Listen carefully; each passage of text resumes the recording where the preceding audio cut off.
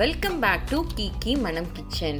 இன்னைக்கு நம்ம பார்க்க போகிறது ஒரு ஹெல்த்தியான பீட்ரூட் சட்னி. அது எப்படி பண்ணலான்னு பார்க்கலாம். அதுக்கு தேவையான பொருட்கள்: கடலைப்பருப்பு 2 டேபிள் ஸ்பூன், உளுத்தம் பருப்பு 1 டேபிள் ஸ்பூன், சீரகம் 1 டேபிள் ஸ்பூன், காஞ்ச மிளகாய் 5 மிளகாய் எடுத்திருக்கேன், ஆயில் 2 டேபிள் ஸ்பூன், உப்பு தேவையான அளவுக்கு, தேங்காய் 1/4 கப் இருந்தால் போதும், புளி கொஞ்சமாக, பீட்ரூட் ஒரு பீட்ரூட் 250 கிராம் இருக்கும். இப்போ இதை நல்லா மேலே தோல் சீவிக்கலாம்.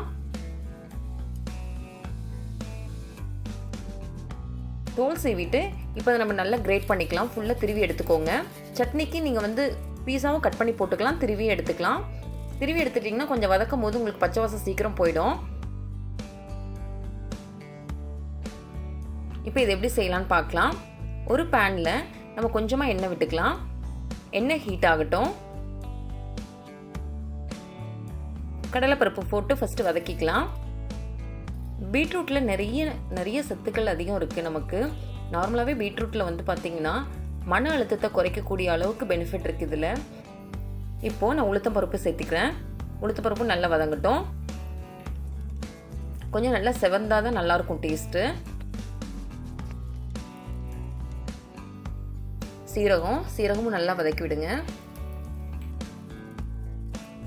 வரமிளகா, நான் வரமிளகா எனக்கு காரத்துக்கு நான் 5 வரமிளகா எடுத்திருக்கேன். உங்களுக்கு கம்மியாக வேணும்னாலும் கம்மியாக எடுத்துக்கோங்க.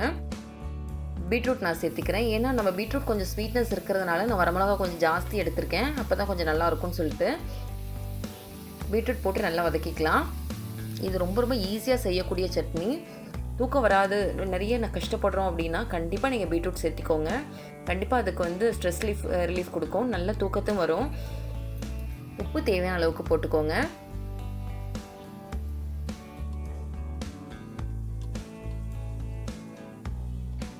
நீங்கள் ஜாமுக்கு பதில் இது கண்டிப்பாக யூஸ் பண்ணலாம். குழந்தைங்களுக்கு சப்பாத்தி, தோசையில் எல்லாமே, ரைஸ்க்கு எல்லாமே சூப்பராக இருக்கும் இது.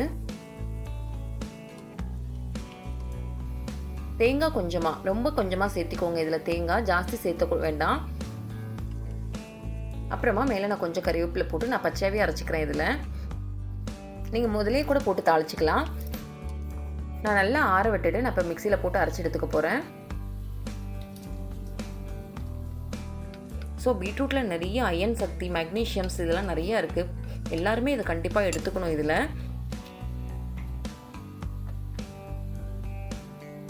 இப்போ சட்னி நல்லா அரைச்சாச்சு. இப்போ பாருங்கள், பார்க்கவே அவ்வளோ கலர்ஃபுல் சூப்பராக இருக்குது. குழந்தைங்களுக்கு கண்டிப்பாக பிடிக்கும்.